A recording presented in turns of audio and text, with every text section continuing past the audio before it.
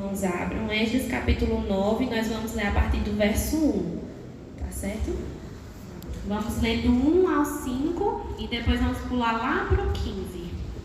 Peço que os irmãos também deixem a Bíblia aberta, porque nós vamos aí caminhar pela história. Se você quiser ir acompanhando, né, fique à vontade para fazer isso comigo.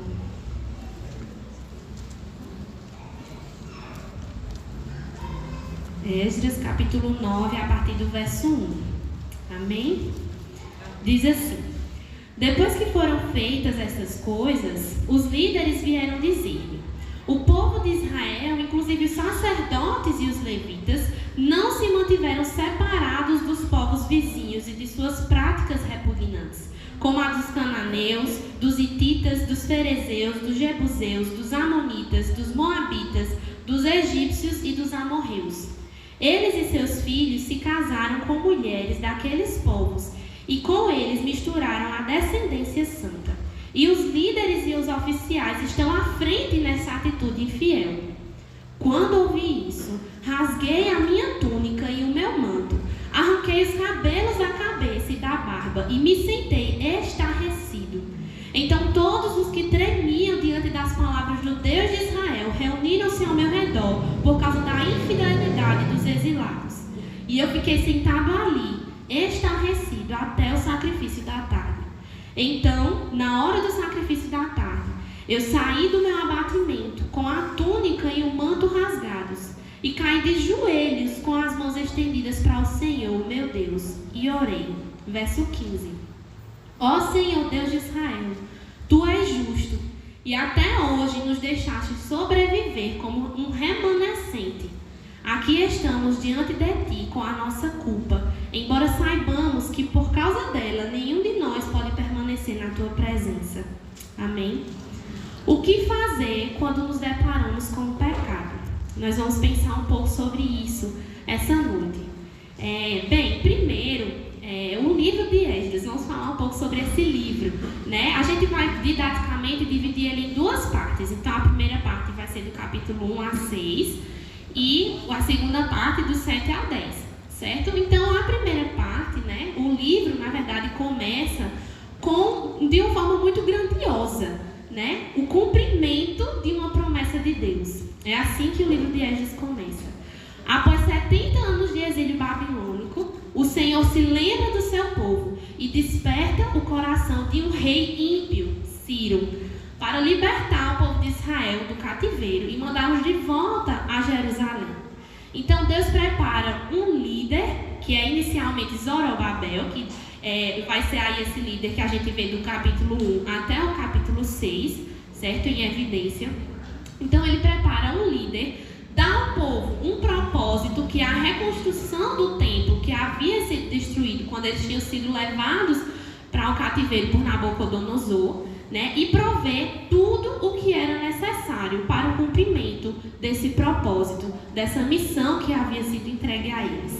Então a gente está aqui diante de um grande milagre do Senhor. Você concorda comigo? Pensa só.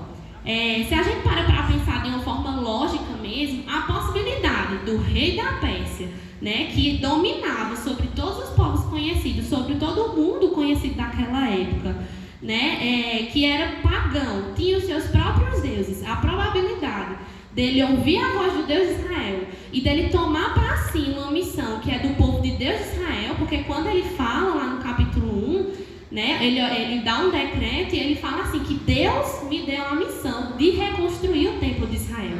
Então o rei da Pérsia, um rei pagão, um rei que não temia ao Senhor, ele obedece a Deus, ele toma para si uma missão que é de Deus. Então aí já é um milagre, né? Ele poderia ter reunido o povo de Israel e dito, pronto, eu vou deixar vocês irem lá reconstruir. Mas ele não fez só isso.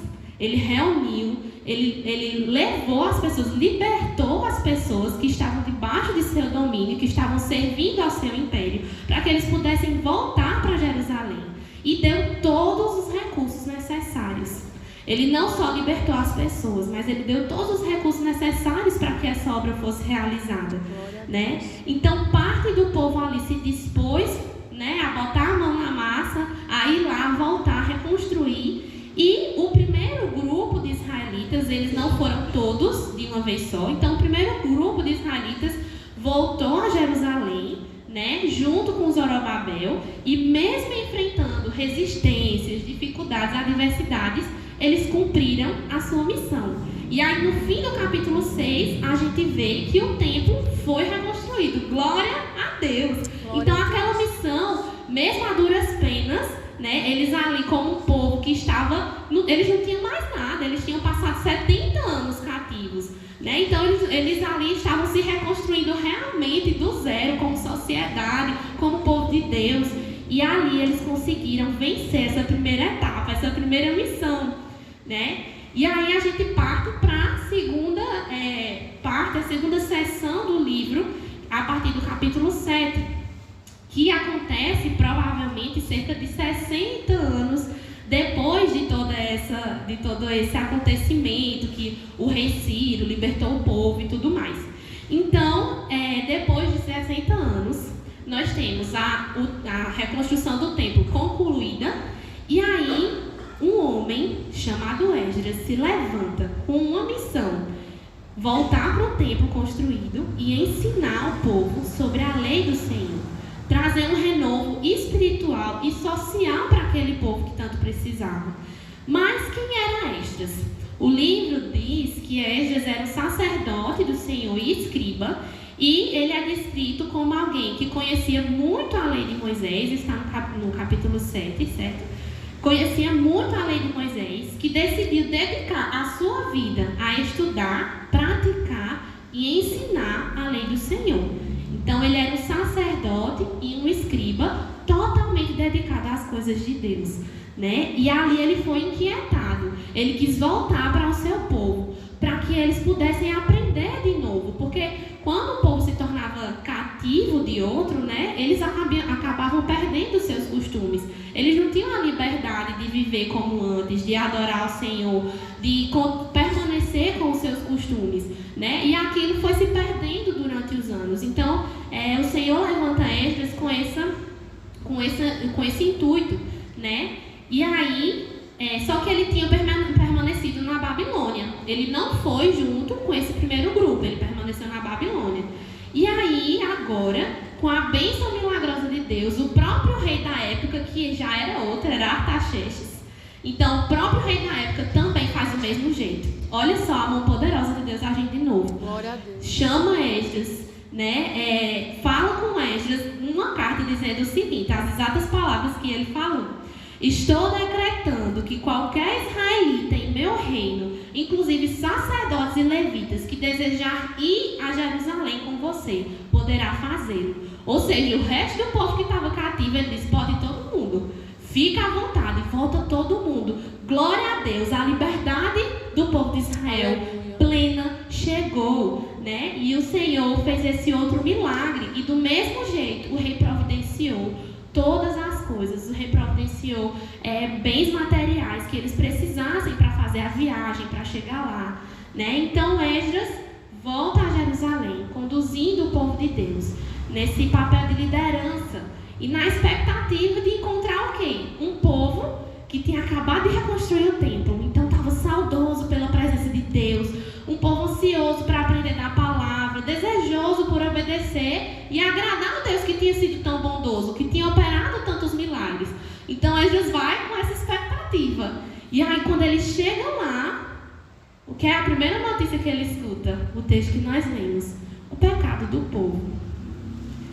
Peço que leiam comigo novamente os versos 1 e 2 do capítulo 9, que diz, né? Depois que foram feitas essas coisas, os líderes vieram dizer-me: o povo de Israel, inclusive os sacerdotes e os levitas, não se mantiveram separados dos povos vizinhos e de suas práticas repugnantes, como as dos cananeus, dos hititas, dos ferezeus, dos jebuseus, dos amonitas, dos moabitas, dos egípcios e dos amorreus.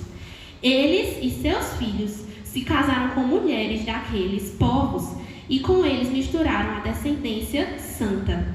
E os líderes e os oficiais estão à frente nessa atitude infiel. Poxa vida, que água fria, né? Que balde de água fria que Esdras recebeu ao chegar ali na sua nação. Esse sacerdote, então, se depara com um pecado antigo e recorrente do povo de Israel.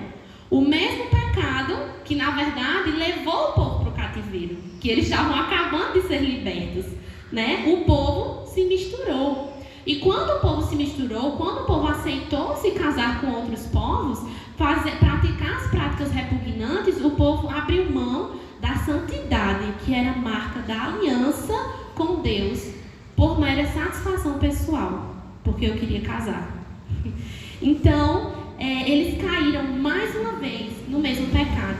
E eles nem sentiam não sentiram o peso disso. Eles pareciam não perceber a seriedade da sua desobediência.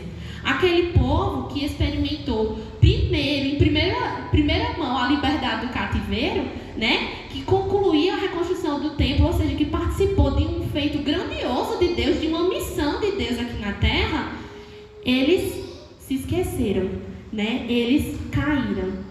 Eles preferiram fazer suas próprias vontades, cumprir os desejos do seu coração, no lugar de agradar ao Senhor. Então, eles praticaram aquilo que era repugnante. Eles pecaram contra Deus. E hoje, baseado na postura de Esdras, como exemplo de homem de Deus, nós vamos aprender algumas atitudes que devemos ter diante do pecado. O que devemos fazer quando nos deparamos com o pecado? Em primeiro lugar, no versículo 3, aqui, ele fala: quando ouvi isso, rasguei a minha túnica e o meu manto, arranquei os cabelos da cabeça e da barba e me sentei estarrecido, tristeza e indignação contra o pecado. Em primeiro lugar, é isso que nós devemos sentir quando nos deparamos com o pecado. E eu fui pesquisar o significado da palavra estarrecido, né? E no dicionário diz que é surpreso, perplexo, horrorizado ou apavorado. E veja que isso acontece com as atitudes dele. Olha o que Jesus disse que fez. Assim que ele ouviu a notícia, ele rasga a túnica, rasga o manto, e isso era uma postura de completa humilhação diante de todos os que estavam ali presentes. Então ele rasga a túnica, rasga o manto, arranca os cabelos, arranca a sua barba, que era outra honra que na época os homens usavam a barba, o cabelo grande, era uma honra, e ele abre mão disso para se colocar em uma posição de completa humilhação, tristeza. Ele estava estarrecido, horrorizado com a situação do seu povo. Essa primeira atitude nos mostra que nós não podemos normalizar o pecado, meus irmãos. O pecado é a transgressão da lei, é rebeldia contra o nosso Criador e Pai. O pecado nos rouba a santidade que a gente já recebeu pelo nome de Jesus, pelo sangue de Jesus. O pecado nos rouba a comunhão com Deus. O pecado nos diz que nós não amamos a Deus o suficiente. Porque o próprio Jesus disse: quem tem os meus mandamentos e lhes obedece, esse é o que me ama. Então, se quando a gente obedece a Deus, a gente está dizendo que ama a Ele, quando a gente desobedece, quando a gente peca, então a gente está dizendo que a gente não o ama. A gente está dizendo que Ele não é tão importante assim na nossa vida. Não é mais importante que os desejos do meu coração. Eu não te amo o suficiente, Deus. É isso que nós dizemos para o Senhor quando nós pecamos. Isso é tão forte, né, meus irmãos? Às vezes o pecado se torna tão cotidiano para a gente que a gente esquece que um simples pecado nos olhos humanos fala essas palavras para o coração de Deus.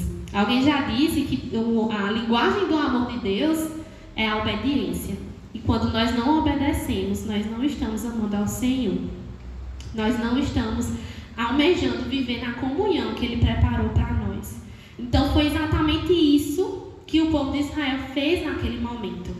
Eles estavam apáticos. Aquilo não estava incomodando eles. Olha só, se deu tempo eles casarem, eles construírem família, terem filhos, quantos anos esse povo não passou em pecado? Quanto tempo esse povo não ficou investindo num pecado, insistindo em algo que Deus reprovava? Então, eles levaram anos para fazer isso. E eles nem sequer se entristeceram. Eles nem sequer pensaram duas vezes. Então, meus irmãos, isso nos mostra que nós não podemos normalizar o pecado em nossas vidas. Amém. Não podemos normalizar o pecado em nossa comunidade. Nós precisamos nos indignar com o pecado. Isso não pode ser normal ao nosso olhar. Quando a gente vê o pecado, quando a gente ouvir sobre o pecado, como Esdras ouviu aqui, a gente precisa ficar indignado em nosso coração. Ah, Letícia, mas é indignado com raiva de quem pecou, porque é indignado de tristeza diante de Deus. Indignado não só com o pecado do meu irmão, mas com o meu, e não só com o meu pecado, mas com o do meu irmão também. Porque eu e meu irmão somos um. E quando meu irmão está pecando, isso me afeta espiritualmente. Quando meu irmão está fraco espiritualmente, isso também me afeta espiritualmente. Então nós precisamos olhar com zelo uns para os outros, né? E nos indignar com o pecado, porque isso nos afeta aqui, na nossa relação com o Senhor. Então, nós precisamos nos indignar com os pecados, sendo eles meus, sendo eles dos meus irmãos, porque nós precisamos zelar pela santidade. Amém. Na minha vida e na vida da igreja onde eu congrego. Amém? Amém. A segunda atitude que nós devemos ter diante do pecado se encontra aí no verso 4. Diz assim: então todos os que tremiam diante das palavras do Deus de Israel reuniram-se ao meu redor por causa da infidelidade dos exilados. Até aí. O texto aqui então traz a compreensão de que haviam pessoas que estavam com o mesmo coração de Esdras. Havia um remanescente fiel que se uniu a Esdras em sua tristeza, em sua indignação. E um termo muito específico é utilizado para caracterizar, para descrever esse remanescente, que é justamente todos os que tremiam diante das palavras do Deus de Israel. E eu fiquei pensando nesse termo, né? O que é que o autor quis dizer aqui quando ele colocou essa caracterização, as pessoas que tremiam diante das palavras do Deus de Israel. E inicialmente, essa palavra tremer na Bíblia, né, a gente já pensa em um temor imenso, uma admiração imensa, um amor tão grande que literalmente chega a tremer. É um temor muito grande, né? Então, aqui a gente lê tremer diante da palavra de Deus. Sentir um imenso temor diante da palavra de Deus. Temor esse que fez Esdras rasgar as vestes, arrancar os cabelos, se humilhar quando vê o descumprimento dessa palavra. Então, temor não pela palavra em si, mas por quem proferiu essa palavra. O Deus de Israel é o dono das palavras. Então, o remanescente fiel tinha diferença entre o povo que estava ali pecando em infidelidade, né? E me parece que o que fazia essa diferença entre o remanescente fiel e o povo que caía em infidelidade contra o Senhor era a sua compreensão de quem Deus é e do poder de sua palavra. Por quê? Eles levavam a sério a palavra do Senhor. E parecia que o povo de Israel, mesmo ouvindo, gente, Deus falou lá em Deuteronômio, vou ler aqui para vocês, não precisa abrir, Deuteronômio capítulo 7, verso 1 ao 4, diz assim: quando o Senhor, seu Deus, os fizer entrar na terra para a qual vocês estão indo, para dela tomar posse, Ele expulsará de diante de vocês muitas nações, os hititas, os girgazeus, os amorreus, os cananeus, os ferezeus, os heveus e os jebuseus. São 7 nações maiores e mais fortes que vocês. E quando o Senhor, seu Deus, as tiver entregue a vocês, e vocês as tiverem derrotado, então vocês as destruirão totalmente. Não façam com elas tratado algum, e não tenham piedade delas. Não se casem com pessoas de lá. Não deem suas filhas aos filhos delas, nem tomem as filhas delas para os seus filhos, pois elas desviariam seus filhos de seguir para servir aos outros deuses. E, por causa disso, a ira do Senhor se acenderia contra vocês e rapidamente os destruiria. Essa foi a primeira vez que Deus deu ordem ao povo de Israel. Eles não tinham nem entrado na terra prometida ainda. Eles não eram nem o povo de Israel, assim, num reinado lá, né? Na terra prometida. E o Senhor já havia os avisado. Quanto tempo que o povo não estava ouvindo essa mensagem? E eles caíram antes disso. E o Senhor avisou. E o Senhor alertou. E eles continuaram sem obedecer. E aconteceu o que Deus prometeu. A ira de Deus veio. E eles foram levados ao cativeiro. E eles receberam as consequências de seus pecados. Mas parece que depois de tudo isso, poxa vida, a gente pensa, o povo tem que agora se endireitar. Eles ouviram tantos anos a mesma verdade. Eles ouviram tantos anos o mesmo mandamento. Foram corrigidos tantas vezes na mesma coisa que eles aprenderam. Eles foram até para o cativeiro, passaram 70 anos sofrendo. Agora eles aprenderam, não é possível. E aí eles chegam em Jerusalém e eles pecam na mesma coisa. O que isso nos diz sobre esse povo? Era um povo que não estava levando a sério o que Deus dizia. Era um povo que não tremia diante das palavras de Deus, que ouvia e entendia com a mente, mas não com o coração e não com a sua vida. Então, esses israelitas que caíram em pecado, eles não entendiam verdadeiramente porque as palavras de Deus, e não entendiam verdadeiramente quem Deus era, porque, como eu disse, não são as palavras pelas palavras que importam, mas é quem está proferindo as palavras, quem está ditando os mandamentos, quem está dando a direção. Se nós não temos o conhecimento de quem Deus é de verdade, como nós vamos temer as suas palavras? Então, nesse texto de Deuteronômio, Deus falou muito sério. Tão sério que cumpriu. Já tinha sido cumprido. E ele já havia mandado o juízo para o povo. Mas ainda assim não foi suficiente para que eles acreditassem, para que eles crescem na verdade do Senhor e tremessem diante das suas palavras. As palavras de Deus pareciam não ter impacto nas suas vidas. E quantos de nós, meus irmãos, não temos brincado com Deus, assim como esse povo? E falo isso constrangida, por me colocar também nisso. Quantos de nós não vivemos brincando de ser crentes? Achando que a nossa religiosidade, achando que porque a gente está na igreja, está seguindo a visão que Deus deu para o povo de Deus, porque eles estavam lá, eles estavam reconstruindo, eles estavam participando das coisas grandes, mas eles estavam em pecado. Eles não sabiam quem Deus era de verdade. Eles não tremiam diante das palavras do Deus de Israel. E quantas vezes nós não somos o povo de Israel? Se entendêssemos a verdade de Deus, se tão somente tremêssemos diante das suas palavras, eu ouso dizer, meus irmãos, que poderíamos agora estar vivendo o avivamento pelo qual tanto oramos. Se a gente ouvisse as palavras de Deus e se isso tivesse impacto nas nossas vidas.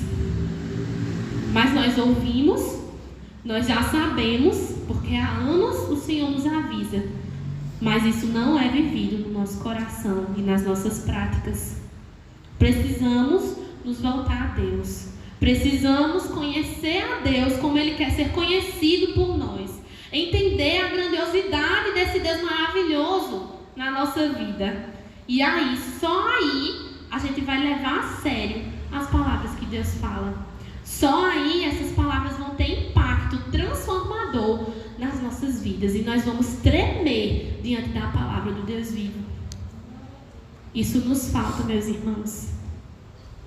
Não falta palavra para nós. Nós temos, glória a Deus, nós temos acesso à Bíblia. Nós temos acesso a tantos conteúdos. Nós temos acesso a tantas exortações. Nós temos uma equipe de pastores tão abençoadas que nos trazem palavras, que nos direcionam qual o caminho a seguir. Porque não temos vivido. Será que a gente tem levado a sério o que Deus diz? Será que a gente tem realmente entendido que isso é palavra de Deus, palavra poderosa de Deus para as nossas vidas? E que Deus é fiel, meu irmão. Deus é fiel, minha irmã. Assim como Ele fez com o povo de Israel, Ele faz com a gente. E se Deus mandar e a gente não obedecer, Ele faz com a gente.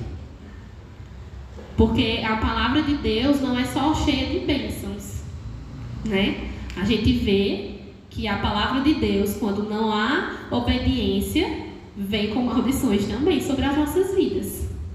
Então nós precisamos ter cuidado e levar a sério o que o Senhor fala ao nosso coração. Em terceiro lugar, a terceira atitude que nós devemos ter ao nos deparar com o pecado é se achegar humildemente diante de Deus, com a consciência de quem nós somos. O verso 5, Esdras fala: então, na hora do sacrifício da tarde, eu saí do meu abatimento com a túnica e o manto rasgados e caí de joelhos com as mãos estendidas para o Senhor, meu Deus, e orei. Esdras passa o dia sentado, estarrecido pelo pecado do povo, e chegando a hora do sacrifício, ele se levanta, sai publicamente com a sua túnica e mantos rasgados, cabelos e barba arrancados, em sinal de total humilhação. Ele cai de joelhos no meio do povo, com as mãos estendidas, e clama ao Senhor. E a oração que se segue é de confissão de pecados que ele mesmo não havia cometido, mas que o atingiram, porque o povo de Deus é um só corpo. Então ele toma os pecados do seu povo para si e vai ali como representante do povo clamar por perdão, misericórdia, confessar pecados diante de Deus publicamente. E eu aproveito para continuar aqui minha ideia de que a saúde espiritual do seu irmão é de total interesse seu e meu, né? Nós precisamos nos importar com a saúde espiritual dos nossos irmãos. Nós somos um no sangue de Cristo Jesus. Nós somos um. E eu posso estar a melhor pessoa espiritualmente. Eu posso estar lendo a Bíblia todos os dias, orando todos os dias, jejuando, para todo culto, e meu irmão do meu lado está passando por um momento difícil na sua fé. E eu estou tão cheio de mim, que eu estou tão bem espiritualmente, que eu não vejo meu irmão, que às vezes está fraco espiritualmente, que às vezes está em pecado, e eu tenho responsabilidade diante de Deus de chegar junto do meu irmão, de ajudar o meu irmão, de exortar em amor o meu irmão. Então nós precisamos, em comunidade, em igreja, viver essa verdadeira unidade, meus irmãos. E sair dessa prática individualista de que eu estou bem sozinha e os outros que se virem. Os outros que busquem a Deus de cada maneira. Não é isso que Deus preparou para nós. Não é por isso que Deus nos fez povo, comunidade. Nós precisamos olhar para os nossos irmãos, olhar uns para os outros, notar uns aos outros, cuidar espiritualmente uns dos outros. Não é só para os pastores, não é só para a missionária, não é só para o líder de agrupe. Cada um de nós tem responsabilidade diante de Deus de olhar para o lado e de chegar junto, porque um dia a gente precisa, viu, meu irmão? Um dia é a gente que está fraco e a gente vai precisar de ajuda, e a gente vai precisar que alguém olhe para a gente. Então que a gente pratique essa verdadeira unidade entre os irmãos. Amém? Amém. Fechando parênteses, voltando para o contexto, Esdras, ele olha para si mesmo e vê um mero pecador. Ele poderia ter se gloriado em si mesmo, afinal ele era um sacerdote, um escriba, dedicava a sua vida ao estudo da lei de Deus. Ele não estava envolvido com aquele pecado, com aquela desobediência, muito pelo contrário, né? Mas não, ele olha para si mesmo e vê como realmente é, um pecador. Ele olha para o povo e não vê nada além de pecadores que não merecem nenhum segundo da atenção do Deus Todo-Poderoso, que não podem nem mesmo permanecer em sua presença, assim como ele diz no verso 15: pobres pecadores destituídos da glória de Deus. É a consciência de quem ele é diante de Deus que o faz chegar de forma tão humilde, tão humilhada para o Senhor e fazer uma oração de perdão tão sincera. E parece que ao olhar para quem Deus é, ele se vê tão pequeno, tão falho, trabalho realmente um mero pecador. E apesar de saber disso, Esdras não se afasta de Deus. Esdras não tem medo de Deus. Ele, apesar de estar envergonhado, ele não fecha seu coração para aquele momento de oração. Ele é corajoso o suficiente, porque ele sabe que o Deus que exerce o juízo é também imensamente misericordioso. Porque o Deus que colocou o povo no cativeiro foi o Deus que prometeu e proveu a libertação anos depois. É o Deus bondoso que desde a eternidade tem planos de paz, não de guerra sobre o seu povo. É o Deus de perto que em cada fase da vida do povo de Israel se preocupou em levantar um profeta que fosse sua boca e proferisse as palavras de verdade. É o Deus que providencia coluna de nuvem e de fogo para servir o povo que resmungava constantemente. Esdras sabia o Deus a quem servia. Irmãos, nós temos perdido a nossa humildade a nos achegar diante de Deus. Temos nos tornado muito exigentes, muito preocupados com o nosso próprio umbigo, com os nossos desejos, com o nosso bem-estar, em receber a atenção dos irmãos da igreja, preocupados que os outros notem os meus dons, preocupados, exigindo cargos, exigindo atuações dentro da igreja, exigindo que o louvor, a palavra, a comunhão da igreja se enquadre no que eu acho certo, no que é conveniente para mim, porque quando deixa de ser conveniente para mim, quando meu irmão vem me exortar em amor, eu vou, meu orgulho enche meu peito e eu não quero mais. Não, essa comunhão está errada, não é assim que é para acontecer, não. Muito exigentes nós temos sido. Isso, meus irmãos, nada mais é do que falta de humildade, orgulho no nosso coração. E não se engane, nós levamos esse orgulho que invade os nossos corações para a nossa comunhão com Deus. Nossas orações, então, trocam a gratidão pela murmuração. Ao invés de eu chegar do culto, ai Deus, obrigada por esse culto abençoado. Ixi, aquela não passou da hora quando eu estava pregando, misericórdia. Não, louvor, hoje o povo desafinou tanto Deus. Mas eu estou falando para Deus, eu não estou fazendo fofoca. Eu estou conversando com Deus. O que era para ser gratidão, vira murmuração. O que era para ser bênção pela vida do meu irmão, vira maledicência. E tiram de nossas orações momentos de confissão de pecados, de humildade, da gente olhar para quem eu sou e dizer: eu não sou nada. Não sou nada. Mas eu preciso te lembrar de algo nessa noite, meu irmão. Você realmente não é nada. Nós somos nada, somos pó, filhos da vaidade, miseráveis pecadores, fracos, devedores, finitos, carnais. Essa sou eu. Esse é você. Somos nós. E se a gente não entende quem a gente é diante de Deus, se a gente cai nas nossas tendências naturais de achar que nós somos alguém, de achar que nossas boas obras podem nos levar a algum lugar, então nós não conseguiremos nos aproximar do Senhor. É somente a partir da correta compreensão de quem Deus é e de quem nós somos diante de Deus que nós podemos criar um verdadeiro relacionamento com Ele. Assim, meus irmãos, que ao nos depararmos com o pecado, possamos nos achegar diante de Deus com humildade, nos colocando no nosso lugar, confessando pecados, nos lembrando dos Deus gracioso, misericordioso e bondoso, que fala conosco, confiando na sua palavra, que diz lá em 1 João, capítulo 1, verso 9, se confessarmos os nossos pecados, Ele é fiel e justo para perdoar os nossos pecados e nos purificar de toda injustiça. Glória a Deus. Glória a Deus por isso, porque nós não somos nada, e eu não sei porque Ele nos escolheu, mas Ele nos escolheu. E nós estamos aqui nessa noite como igreja do Senhor. E nós podemos nos achegar ao Senhor, como quem nós verdadeiramente somos, sem máscaras, sem a máscara da santidade que a gente entra aqui na igreja. E eu sou uma Letícia diferente, mas Deus sabe do nosso coração.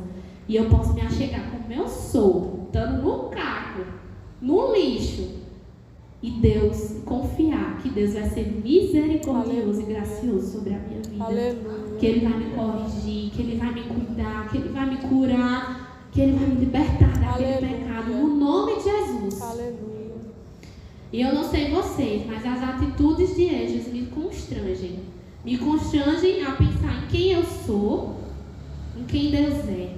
E no peso que as palavras de Deus têm tido sobre a minha vida.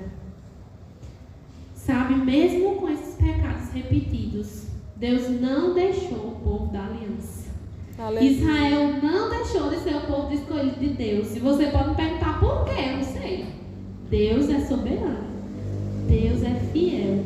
E o Deus que escolheu aquele povo, nos escolheu para fazer parte de seu povo. Aleluia. E eu não sei por quê, mas nós somos o povo de Deus. Aleluia. Aqui na terra. Obrigada, Jesus. E nós temos a oportunidade de viver esse relacionamento com Ele. E por sermos agora o povo da aliança, nós precisamos tomar a postura correta diante do pecado. Nos libertar do pecado. Levar o pecado a sério. Levar a palavra de Deus a sério. Viver em obediência. Amém. Buscando santidade no Senhor. Nós não podemos mais continuar ouvindo as palavras de Deus e sem sentir um impacto de transformação nas nossas vidas. Não podemos mais brincar com os nossos pecados. O tempo está passando, Jesus está voltando. E o que nos resta fazer é cair de joelhos no chão. Amém. Com as mãos erguidas aos céus e clamar ao Senhor com o coração humilde. Senhor, eu sei, Senhor, que eu não mereço nenhum segundo da tua atenção, Jesus. Eu sei, Jesus, que eu nem posso permanecer na tua presença por causa da minha culpa. E aqui eu estou com a minha culpa diante do Senhor. E eu clamo, tem misericórdia de mim. Tem misericórdia de nós, Senhor. E é assim que nós queremos encerrar, Senhor, esse momento de palavra. De clamando, Senhor. Clamando por misericórdia, Senhor, das nossas vidas. Porque nós, Senhor, não temos levado a sério as tuas palavras. Porque nós temos brincado com aquilo que o Senhor tem nos dito. Porque nós não conhecemos quem o Senhor é. Oh, Senhor, nos perdoa, Senhor. Me perdoa individualmente. Nos perdoa, Senhor, como igreja. E tem misericórdia de nós, Senhor. Derrama da tua graça, Senhor, poderosa, Senhor. Nos cura, nos livra, Senhor, de todo pecado, Senhor. Para que nós possamos viver como escolhidos aqui na terra. Para que nós possamos viver em santidade, Senhor. Livres, Senhor, livres do pecado que o Senhor já nos libertou, Senhor. Não nos deixa mais nos prender, Senhor, a prisões que o Senhor já nos libertou. Não nos deixa voltar ao cativeiro, Senhor. Tem misericórdia de nós, Senhor. Tem misericórdia, Senhor, da tua igreja, Senhor. Não queremos mais viver, Senhor, sem o impacto da verdade que o Senhor tem nos falado, Senhor. Que, Senhor, as verdades possam entrar, perfurar, Senhor, o nosso coração. Impactar as nossas vidas. Que nós possamos tremer diante das tuas palavras, Senhor. E que no nome de Jesus nós possamos experimentar, Senhor, uma verdadeira transformação. Um verdadeiro avivamento, Senhor, em nossa igreja. E na igreja, Senhor, da terra, na igreja invisível. Que nós sejamos transformados e moldados ao caráter de Jesus. E que possamos, Senhor, um dia nos apresentar, Senhor, honrosos, servos fiéis diante de Ti, Senhor. No nome de Jesus. É assim que eu te oro e te agradeço, Senhor, porque Tu és bom e porque mesmo sendo tão falha, tão pequena, tão pecadora, nós podemos, Senhor, nos achegar diante de Ti e ter a certeza da Tua mão curadora e amorosa sobre as nossas vidas. Aleluia. No nome de Jesus.